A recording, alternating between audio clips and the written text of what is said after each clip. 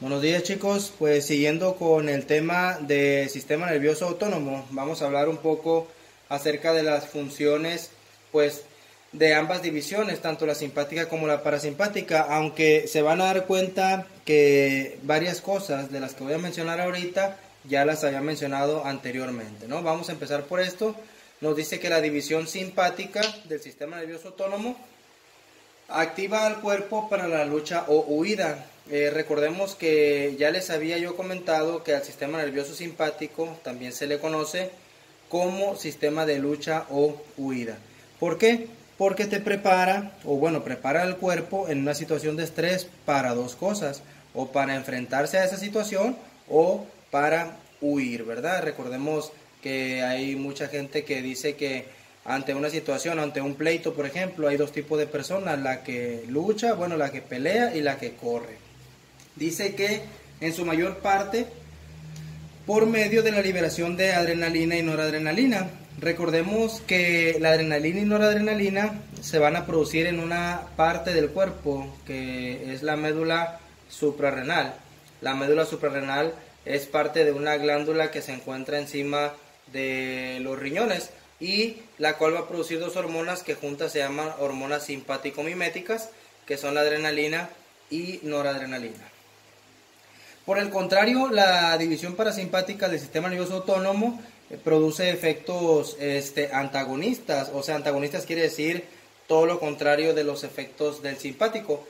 Y esto mediante la liberación de acetilcolina, que es otro tipo de neurotransmisor que se produce en las neuronas postganglionares del sistema nervioso parasimpático. Entonces, las postganglionares del simpático producen adrenalina y noradrenalina.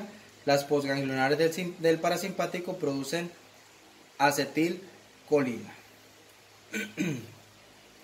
Esto es algo de lo que ya habíamos mencionado. Nos dice que hay algo en el sistema nervioso simpático. Déjenme acomodar un poquito la cámara para que se alcancen a ver bien las imágenes. En el sistema nervioso simpático hay algo que se llama activación masiva, que es cuando todas las funciones o todos los efectos que se vayan a dar a través de la adrenalina y la noradrenalina se tienen que dar juntos. Aquí vienen unos ejemplos abajo. Cuando estás en una situación de estrés, ¿qué funciones o qué efectos se pueden dar en tu cuerpo? Bueno, la frecuencia cardíaca aumenta, y también aumenta la presión sanguínea, también aumenta la fuerza del latido cardíaco. Esto para que llegue más sangre en menos tiempo a las diferentes partes del cuerpo que se necesitan. La glucosa en sangre aumenta, o sea que se va a dar una hiperglucemia. El hígado es uno de los responsables de empezar a producir mucha glucosa porque vas a ocupar energía. La glucosa es energía. Y dice que también la sangre se va a desviar hacia los músculos esqueléticos. Una de las partes del cuerpo que más ocupas en una situación de estrés es tu sistema musculoesquelético, porque es con el que te vas a enfrentar o vas a huir de esa situación. En circunstancias normales, el sistema parasimpático no se activa como un conjunto. Recordemos que en el sistema nervioso parasimpático no existe la activación masiva, solamente en el simpático. Entonces, todos los efectos que se den cuando se activa el sistema nervioso parasimpático se van a dar por separado. Por ejemplo, se va a dar la lentificación de la frecuencia cardíaca, recordemos que la frecuencia cardíaca aumentaba con el simpático, entonces con el parasimpático va a tender a disminuir, lo va a hacer poco a poco. Se van a dilatar los vasos sanguíneos viscerales, quiere decir que les va a empezar a llegar más sangre a algunas vísceras, sobre todo abdominales, que no estaban funcionando cuando estaba activado el simpático. Recordemos que, por ejemplo, el sistema digestivo y el urinario no trabajan con el sistema nervioso simpático, y de hecho aquí dice, ¿no? Y la actividad aumenta del tubo digestivo. Todo esto es con el parasimpático, ¿verdad? Dice que los órganos muestran respuesta de manera diferente tanto a la actividad del simpático como al parasimpático. De hecho, ahorita vamos a ver en el siguiente video un cuadro, ¿verdad? O si alcanzamos, si tenemos tiempo, en este mismo video lo vamos a empezar. Porque las fibras postganglionares, tanto el simpático como el parasimpático, liberan neurotransmisores diferentes. Recordemos, las neuronas postganglionares simpáticas liberan adrenalina y noradrenalina, las neuronas postganglionares parasimpáticas liberan acetilcolina. Y con eso empezamos este cuadro. Vamos a tratar de terminarlo en este mismo video, en el cual a su lado izquierdo vienen algunos órganos. De hecho es un cuadro que continúa en esta parte.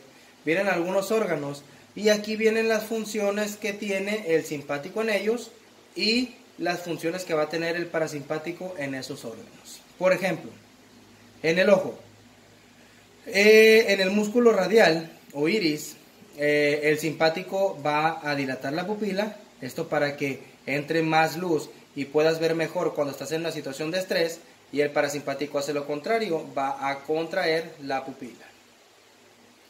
En el músculo ciliar, o sea, en el que sirve para el enfoque, el sistema parasimpático, perdón, el simpático va a relajar ese músculo ciliar y eso es para que podamos ver mejor de lejos, o sea, para que podamos enfocar de lejos. Y el parasimpático lo va a contraer, eso es para la visión de cerca, ¿verdad? ¿Para qué ocupas tener buena visión de lejos cuando estás en una situación de peligro? Bueno, para saber hacia dónde vas a ir.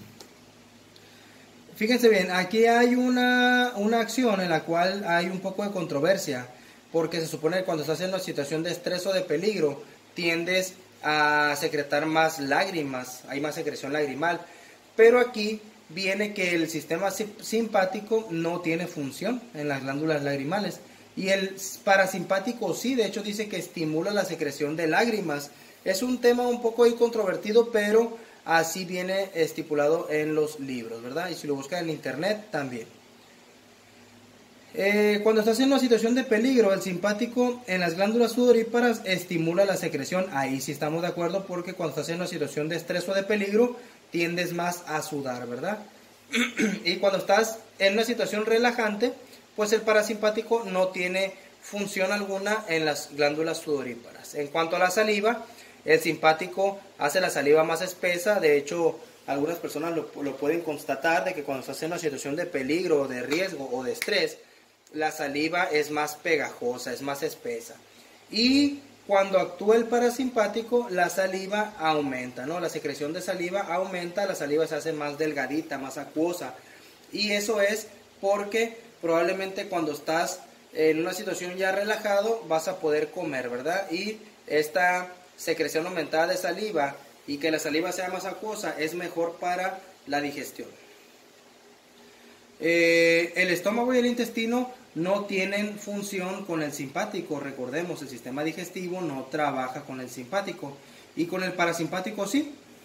Dice aquí que el parasimpático estimula la secreción de algunas glándulas que hay en el estómago y estimula la secreción también de algunas glándulas intestinales.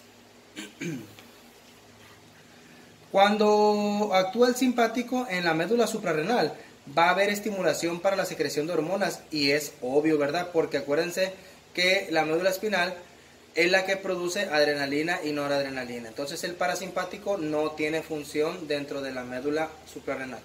En el corazón, fíjense, en el corazón, tanto en la frecuencia, en la conducción, en la fuerza y en los vasos sanguíneos, ¿qué hace el simpático? Bueno, aumenta la frecuencia cardíaca, aumenta la conducción cardíaca, aumenta la fuerza de los latidos, y en los vasos sanguíneos en su mayor parte hace vasoconstricción, ¿no? Afecta a casi todos los órganos. Y el parasimpático, pues lo contrario, ¿no? Cuando actúa el parasimpático, la frecuencia cardíaca disminuye, la conducción de la sangre a través del corazón también disminuye. Dice aquí que no tiene función dentro de la fuerza, pero pues obviamente va a disminuir la fuerza de los latidos cardíacos. Y en cuanto a los vasos sanguíneos, dilata los vasos sanguíneos en algunos órganos. Por ejemplo, aquí viene en el pene, ¿no? Que podemos poner de ejemplo varias partes, ¿no? Por ejemplo, los vasos sanguíneos que le llevan sangre a todos los órganos digestivos, a los órganos del sistema urinario, también dilata esos vasos sanguíneos para que les llegue más sangre. Recordemos que con el simpático no estaban funcionando, ¿verdad? Cuando actúa el simpático, los tubos aéreos, las vías aéreas, se van a dilatar. Esto es para que entre más oxígeno en menos tiempo. Y cuando ya estás en una situación relajante, existe una broncoconstricción se llama. Y en cuanto a las glándulas que producen moco dentro de los pulmones, cuando estás en una situación de peligro, se inhibe esa producción de moco, o sea, no hay producción de moco, y cuando estás ya relajado, sí hay producción de moco. En cuanto al tubo digestivo, vamos a ver lo que ya habíamos mencionado hace rato, que por ejemplo, cuando actúa el simpático, no hay movimiento del tubo digestivo. Lo que sí se estimula es el cierre de los esfínteres, ¿no? Por ejemplo, hay muchos esfínteres. Cuando alguien les pregunta de un esfínter, lo primero que piensan, por ejemplo, es el ano, pero hay muchos esfínteres dentro del tubo digestivo.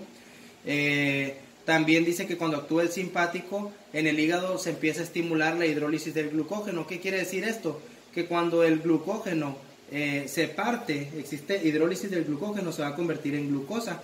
Recordemos que cuando actúa el simpático debe haber mayor producción de glucosa para que la persona obtenga energía. También dentro de las células de grasa, dentro de los depósitos de grasa, el simpático aumenta la hidrólisis de esas moléculas de grasa. ¿Para qué? Para que se conviertan también en glucosa. La grasa también es un reservorio de energía.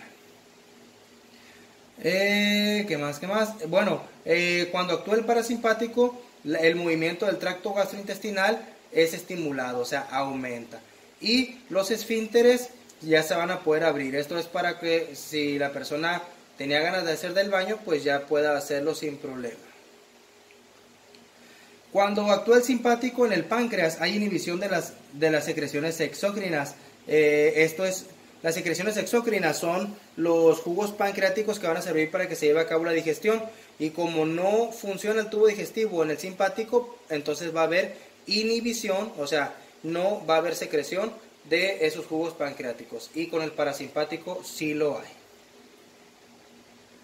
Con el simpático en la vejiga urinaria se aumenta el tono muscular. Esto es para que la vejiga no se vaya a contraer y no te hagas pipí durante esa situación de estrés, ¿verdad?